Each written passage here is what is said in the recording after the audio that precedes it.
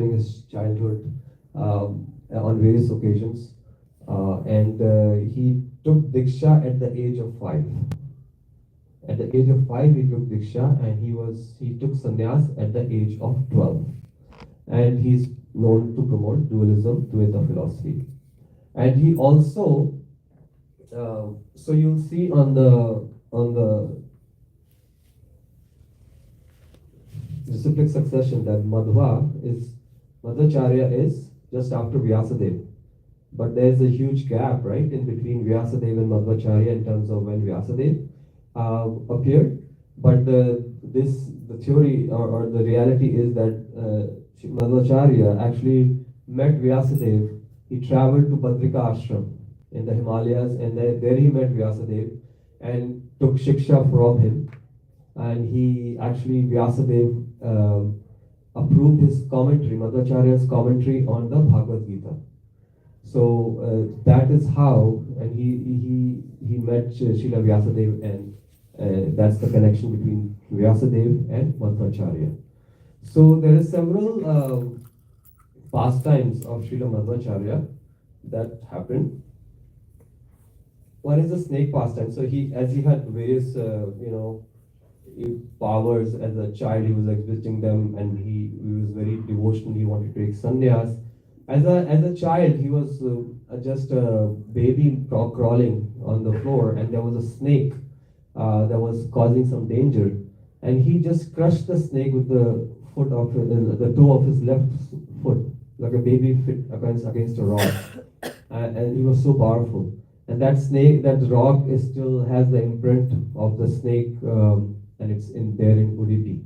Then at one time, his father, they were very pious, but his father has taken some loan from some lenders, right? And the lenders would question them. They would ask for the money, and the father would say that they will return it at a certain period of time. But at one point, a debtor came to their house, and he was asking for the money. And if they could not return the money right then and there, he said that I would take your house. It's my property now. So Srila Madhvacharya was small at that time, 5-6 years old. He came and he asked his father. His father told him what the problem was. So he said, it's okay. That's all. He went and took some tamarind seeds into his fist from his backyard, and he came back and gave it to the lender. The lender said, I want money. I don't want what are you doing here? So he said, no, just take it. And as soon as that debtor accepted those, he believed in it, and he accepted it. It turned into he opened his fist, and it turned into gold coins. So Madhvacharya had those powers, and he did those pastimes. Similarly, in school, he would not pay attention to what he was being taught, and his teacher was like, in the Gurukul, you are not paying attention, and this is not right, you don't know anything. So he said, okay, you ask me anything and I will tell you. So he narrated everything that was told previously up to that point, everything that had been taught and everything that was going to be taught. So he narrated everything and the teacher said, okay, you know everything, so you don't even need to be in this Gurukul. So he said, okay, you have passed this Gurukul, you can go.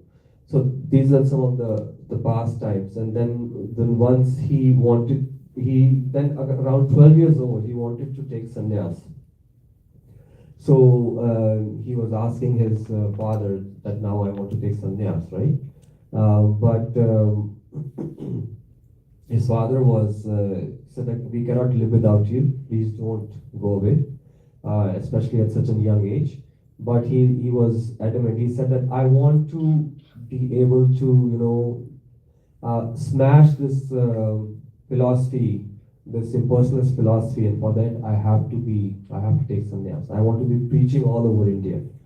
So his father said no, and then his father said, okay, if you want to do that, he just said, okay, here's a stick. If you can grow a tree from this stick, then you can take sannyas. In other words, saying that it's not possible. I mean, how is it possible? So he said, okay, that's fine. He broke the stick into 3 parts, Madhvacharya, and sowed them in 3 different places, and 3 different trees grew out from there. He said he wanted one tree, and now here I have given you three trees. So then there was no choice. And his father actually wanted him to get married, but marriage was not a possibility. He was interested in preaching and taking sannyas. And he during those days there was a lot of violence against Vaishnavism because of the prominence of the teachings of personalism. And he was given an Ekadanda sannyas instead of a Tridanda sannyas, which is given in our sampradaya, right? Which is represents body, mind, and soul. So he was given Ekadanda just to be able to save him, so that attention would not go on. He would appear as one of them, but his teachings would be, you know, for the Gaudiya Math. His teachings were in line, like from Mahaprabhu, right? Or the teachings would be for Harinam, so or for duality. So that's some of the pastimes of Srila Madhvacharya, and he was a very empowered acharya in our lineage. And once there's another interesting pastime. Once there was a ship coming back from Dwarka, where the sailors had picked up a piece of clay, a very heavy piece of clay, as ballast. They were using it as a ballast to keep the ship in balance, right? And they were going towards, in the southern journey, they were passing through Udaiti, and their boat got stuck on the shores in the mud, and it wouldn't move. So Srila Madhvacharya was just going to the ocean to take a bath, and he saw that those sailors were stuck in the mud. So he just flapped his cloth, his gamcha, just in the air a little bit, created a little bit of wind, and it was enough to push the boat away, because he was incarnate of wind god, right? And it was enough to push the boat away, and the boat was free, and the sailors were very happy that they were trying so hard they couldn't do it, and here he just did it with the wave of his hand. So in reply, the captain of the ship wanted to give some reward to Madhvacharya. He said that you can take anything that is in the ship, and it will be yours. So Srila Madhvacharya just took this piece of clay, which was covered in gopi chandan, and he said, okay, I'll take this. And he had a lot of disciples with him that were accompanying him. They carried that. They were carrying it back to Udupi. On the way, the clay broke into two pieces, and the deity of Gopal Krishna with a stick and rope in hand appeared from the clay. So at that point, it became so heavy that nobody could lift. All the 30 disciples together could not lift it, and Srila Madhvacharya had to come and lift the deity with his own hands.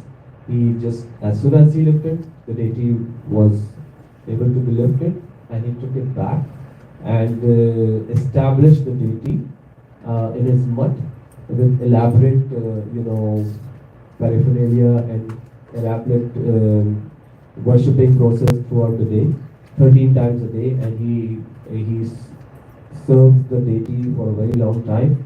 And during his absence, he put in charge 8 sannyasis who would take turns to serve the deity throughout the day. And it's still there today. And the deity is known as Udupi Krishna.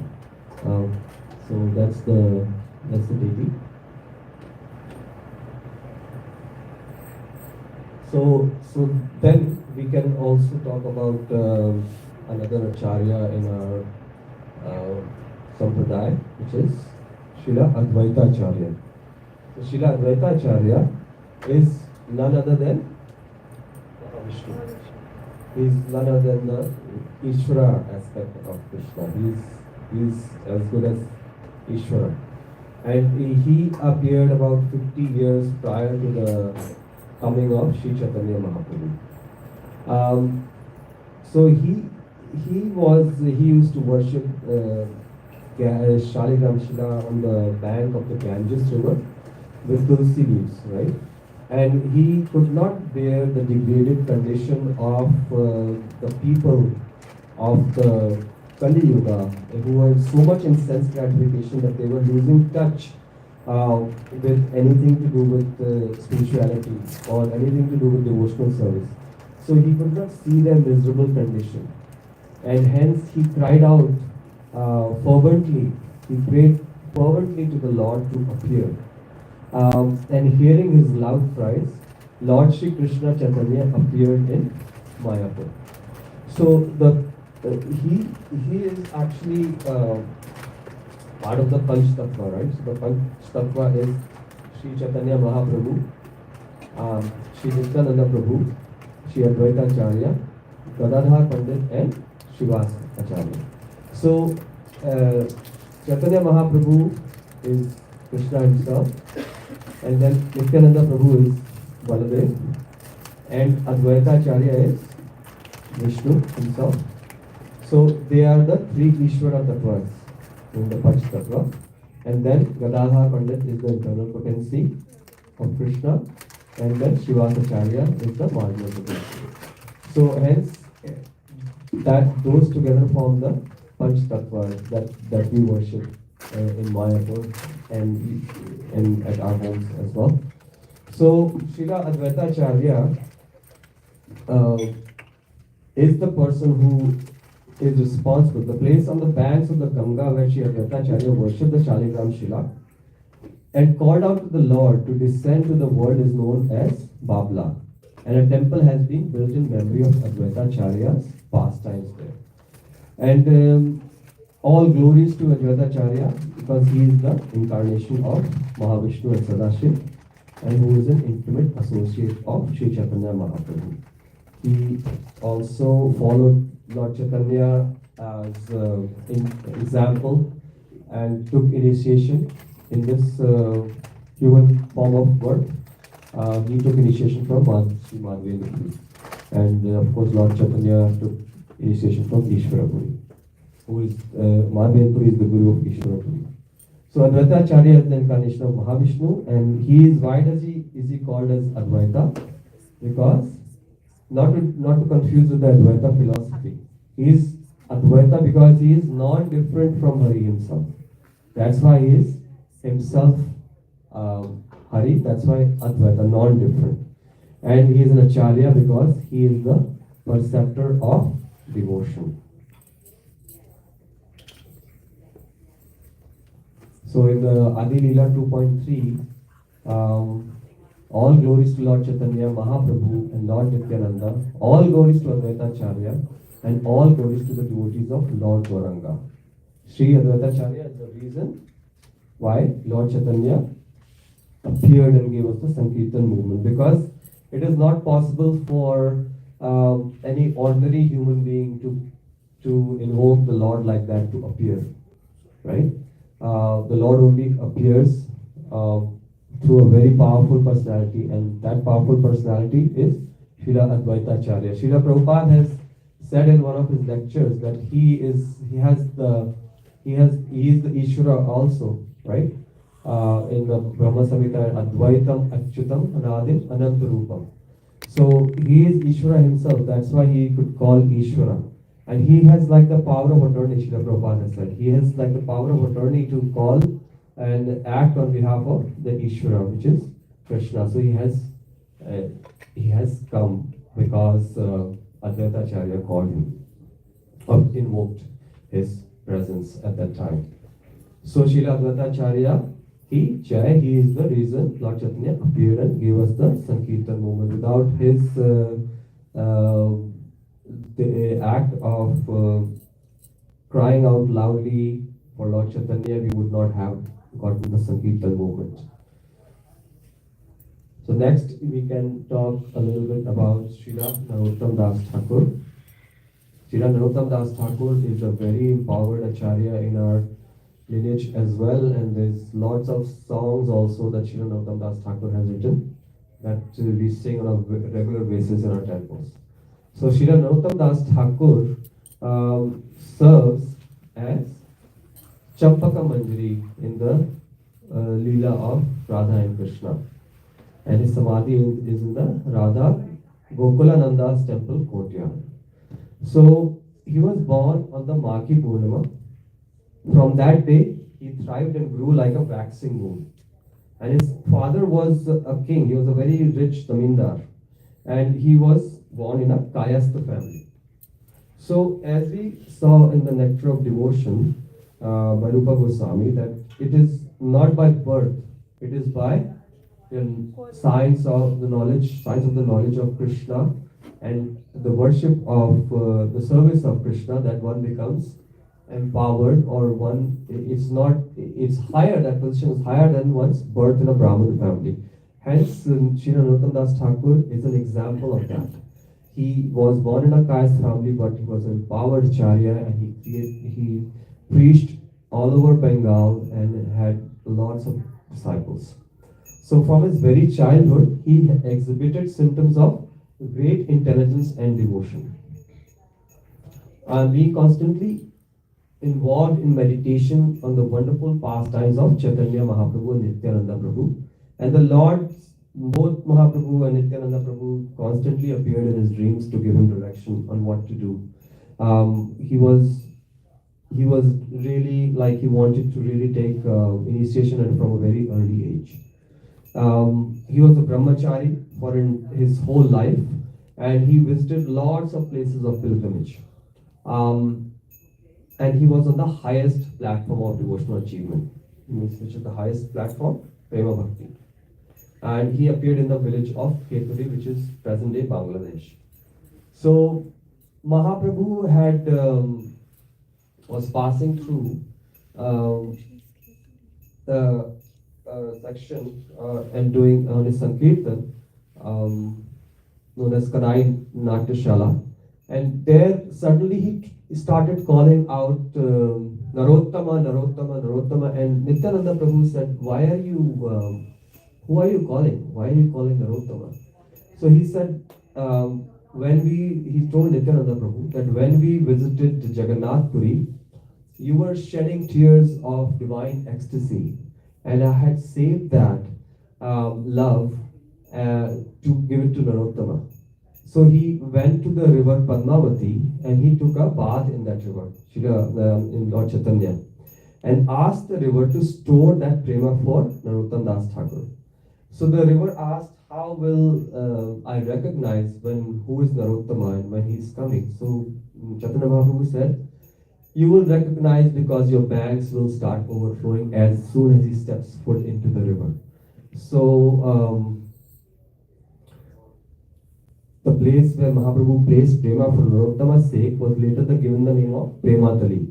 And when Narottam Das Thakur was just 12 years old, he had a dream in which Nityananda Prabhu told him to bathe in the Padmavati and take the Prema which had been stored there for him. So he went there the next day to the Padma, and as soon as he put his foot in the water, the river started to overflow.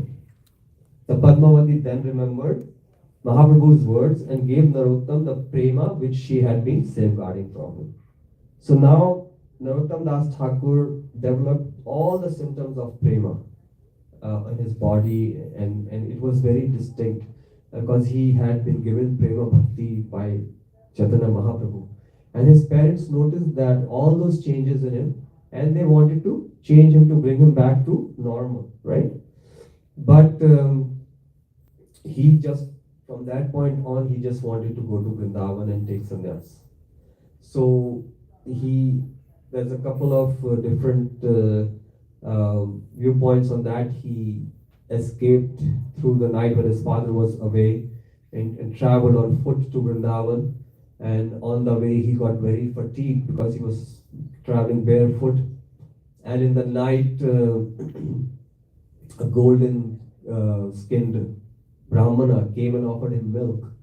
And then when he slept, he had dreamt about Rupas and Sanatana Goswami coming and feeding him that milk that golden skinned Brahmana had given. And that golden skinned Brahmana was who? None other than Chaitanya Mahaprabhu. So other viewpoint was that he waited till his father passed away, and then the kingdom was given to his cousin, and then he left. But anyhow, he left as soon as he got the Prema Bhakti from Chaitanya Mahaprabhu. He set foot for Vrindavan. He could not wait, and he wanted to. Another instruction that he received from Nityananda Prabhu in his dream was to get initiated by Lokanath Swami. Lokanath Swami was a very close associate of Chaitanya Mahaprabhu. But Lokanath Swami was, he wanted to serve his deity very in solitude. So he had taken a vow not to take any disciples. But Sri Narottam Das Thakur also took a vow that he would only get initiated by Lokanath Swami. So he had that, and he went and met Lokanath Swami. But Lokanath, on several occasions he asked for getting initiated, but he was refused. And so he decided to serve Lokanath Swami in a very, menial way, but out of great love and compassion. Lokanath Swami would use to go in the morning to do his morning routine, and Narottam Das Thakur would go and clean that after him and leave water and soil and make it fresh and fragrant also. So that the next day when Lokanath Swami came, he found the whole area was clean, and there was water, there was fresh soil, and it was actually fragrant. So he was actually wondering who is doing this. And he kept wondering, but then he decided one day, I have to find out. And he waited behind the bush to see who is coming after, early morning. And he saw Narottam Das Thakur was doing that and profusely crying and weeping while doing it, because he was doing it out of love, not out of any disgust. He was doing it out of love to please his spiritual master. He had already taken Lokanath Swami as a spiritual master. So then Lokanath Swami came out and he resisted him, like, what are you doing? He knew that he was the son of a wealthy king. Why are you doing this? So he just fell at his feet and cried profusely and expressed his desire that you are my Lord, please let me serve you. That changed Lokanath Swami's heart, seeing that humility, and he accepted him as his one and only disciple. And a similar story is for Srila Bhaktisiddhanta Saraswati Thakur, who Gaura Kishore Das Babaji would not initiate, but then eventually he was convinced. So these are the acharyas that we are coming from, who have shown great compassion and humility, and they are pure devotees. To serve the Guru, they would do anything. The Guru's word is final. Srila Prabhupada took Srila Bhaktisiddhanta Saraswati Thakur's word as final at the age of 65, 66, traveling in such a harsh condition, having multiple heart attacks on the Jaladuta and in a cargo ship. We cannot even imagine, right? We might take a cruise, but we cannot imagine going in a cargo ship across oceans, across the Atlantic, from India all over to the USA. That's like, and at that advanced age and suffering so many heart attacks, that is the same quality that Srila Prabhupada has exhibited, that has been shown by our earlier acharyas. Of Guru's order is final, and there's no question about it. So moving on to Srila Narottam Das Thakur. Srila Narottam Das Thakur, as I mentioned in the beginning, also has given us a lot of Vaishnava bhajans, right?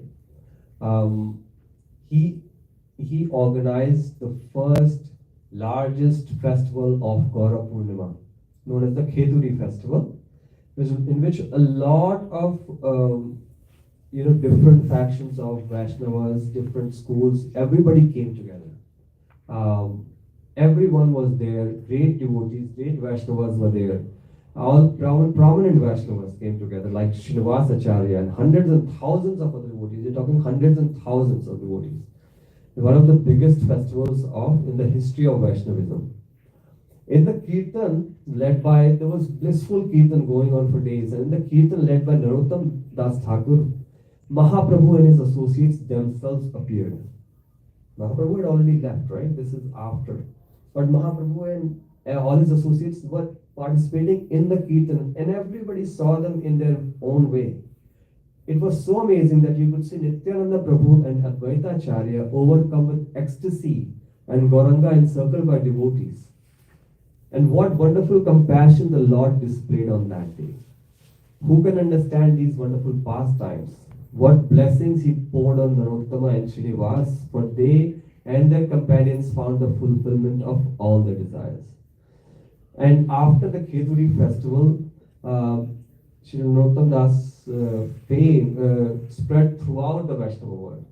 He is one of our prominent acharyas, and he wrote one of his prominent works is the Prarthana, which is a compilation of, so prayer in Sanskrit is a compilation of devotional songs, about 55 of them, and in a humble mood requesting the mercy of Lord Chaitanya, Lord Nityananda, Sri Radha Krishna, and the Vaishnava devotees. So through his overflow of emotion of humility and mood of service, he sings in prayer to the Lord. And some of the songs that we know, we sing every day, Sri Guru Charana Padma, that is from Sri Narottam Das Thakur. Sri Krishna Chaitanya Daya Karo More, you will sing in Gaura Purnima. And then in Nityananda Triyodashi, we sing Nitai Pada Kamala. And Radha Krishna Pran Mora, Hari Hari Bifale Janama Gonainu, and J Anilo Premadhana. So these are all few of the songs that are written by Sri Narottam Das Thakur. And Sri Vishwanath Chakravarti Thakur actually said that reciting the songs or singing the songs of Sri Narottam Das Thakur is as good as chanting of Vedic mantras.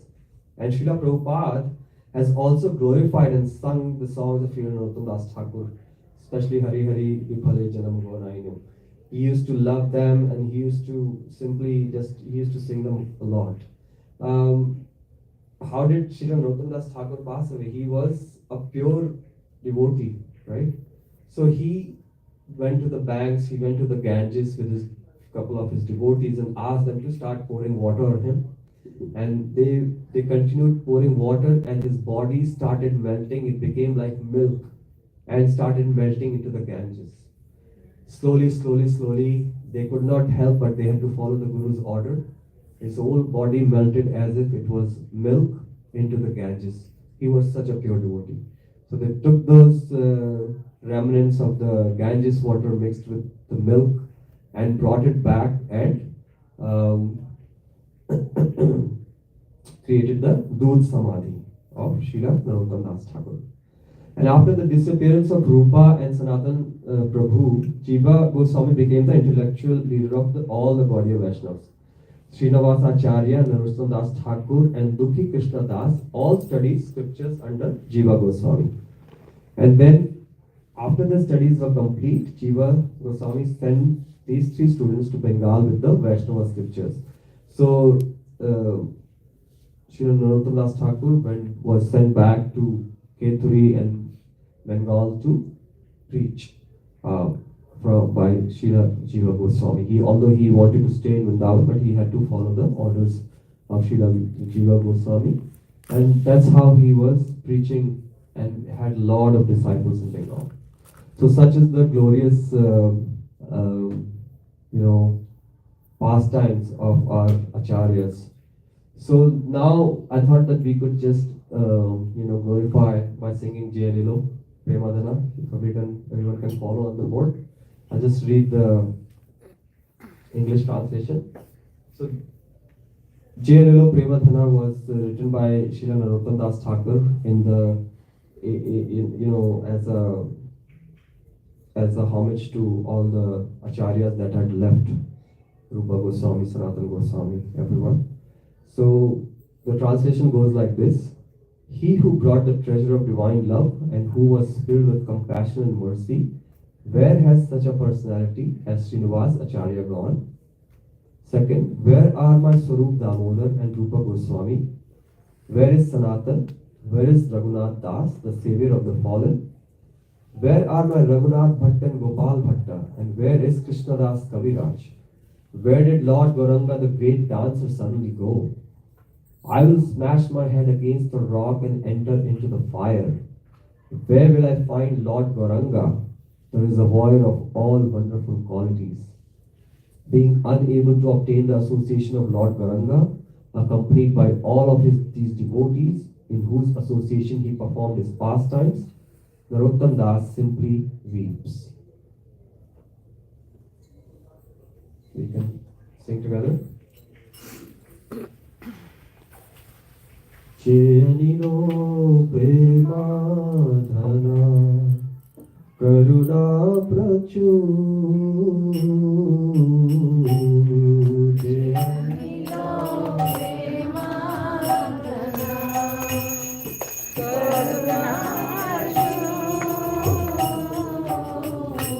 Karuna Prachur Chenino Premadhana Karuna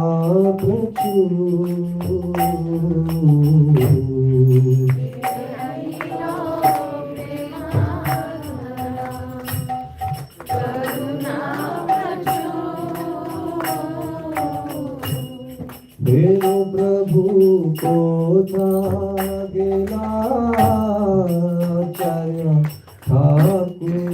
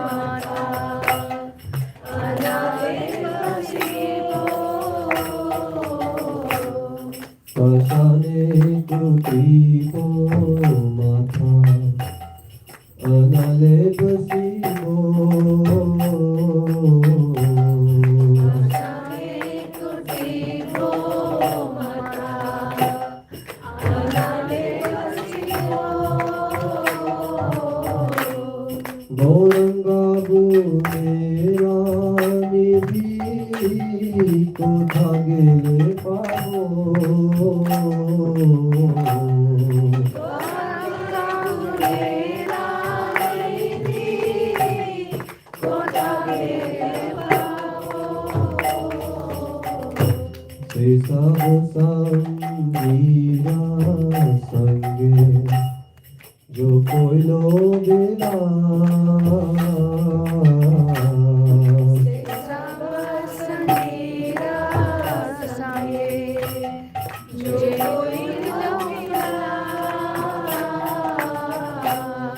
से सब संगीरा संगे जो कोई लो बिना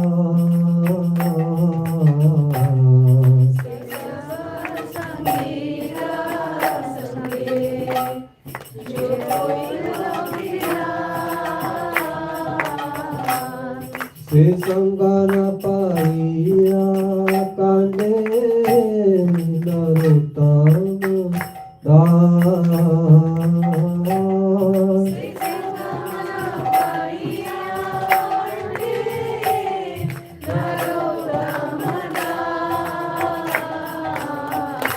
से संगान पाइया कांडे Narottam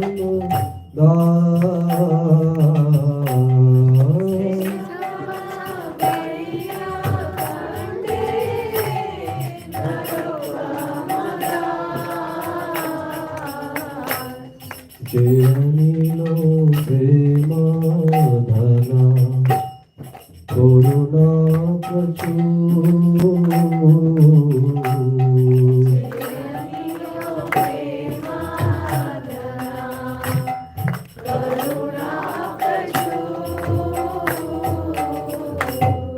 Shri Narottam Thakur ki Jai Jai Shri Prabhupada and all the Acharyas Hari Bol, Shri Prabhupada ki Jai. There's a few minutes left if there's any clarifications or comments. Please go ahead.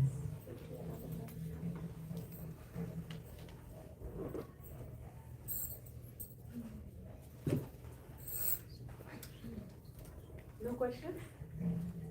Yes, we don't have second mic, so a little bit louder. Okay.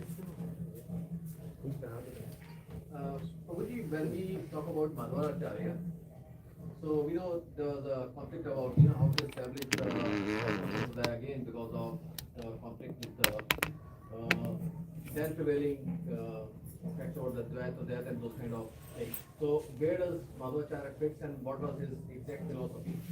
That seems the mechanism at a higher level. So his philosophy is what we follow, which is of Dvaita. So we don't believe in impersonalism. We believe that the soul and the soul is a particle of the super soul. So we have each have an individual unique identity, and the soul does not merge with the super soul at the time of passing away. It can be in a dormant state for a while at the time of devastation, but then again all the souls come out in their individual position where they were according to their karma and their stage, if they have not gone back to Goloka. So Achintya Veda Ved, how does it different from that? Achintya Bheda Ved is like within and without, right? So you are Krishna is everything is coming from Krishna, but Krishna is not in. Krishna says that I am Krishna. Mahavishnu glances on the Mahatattva, but he's not in there, but everything is emanating from it, right? So that is the philosophy of Achintya Bheda Veda. Simultaneously one and different. So Madhvacharya and Chaitanya Mahaprabhu, so both were having different philosophies as well? No? So that and Achintya Veda Ved, do we think that? No, it's not. We cannot think like that. That Dvait and Achintya Veda Ved are different.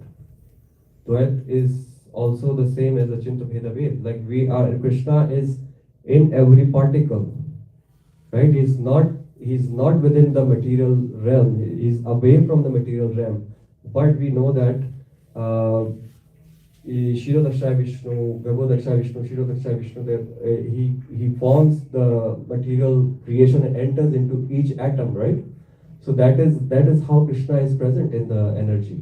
He's simultaneously one and different from the material realm. But everything is emanating from him, and we are part and parcel of Krishna. That is the philosophy of Chaitanya Mahaprabhu also, and of Madhvacharya. We are not saying that we are everyone is God, or we are going to be, merge into God. We are different, right? Our individual identity will remain at the time of our passing and into another body. Krishna says that when you pass, you go into another body at the time of death, right? So that's Anyone else? I believe people must have misunderstood Advaita philosophy. It's not wrong what I believe people must have misunderstood Advaita philosophy. Right? It's not that Adi Shankaracharya must have told it wrongly. Right? So I think Adi Shankaracharya is also an Acharya, right? Prominent Acharya. Maybe people must have misunderstood the philosophy of the Advaita. No, Adi Shankaracharya was sent purposely to throw this concept. Not that people misunderstood. That was the mission of Adi Shankaracharya. And one of his last instructions to his disciples before he left this world was Bhaj Govinda, Bhaj Govinda, Bhaj Govinda.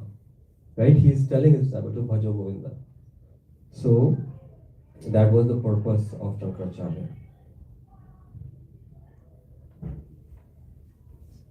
So Prabhuji, on the same line, the purpose of Shankaracharya you are saying, so purposely he was sent to create this dilemma and the confusion.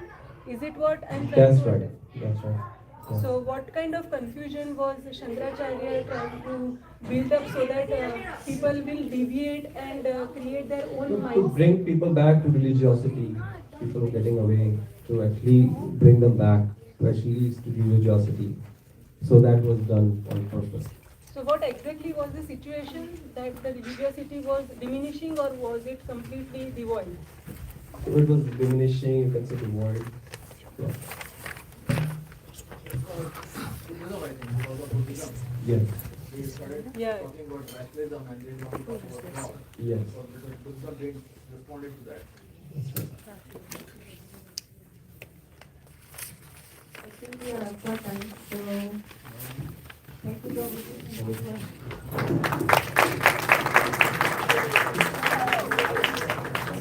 So we will move on to our next segment of the program, which is the closing kirtan. I will request all of you to raise, find some space, we will be chanting and become the dance.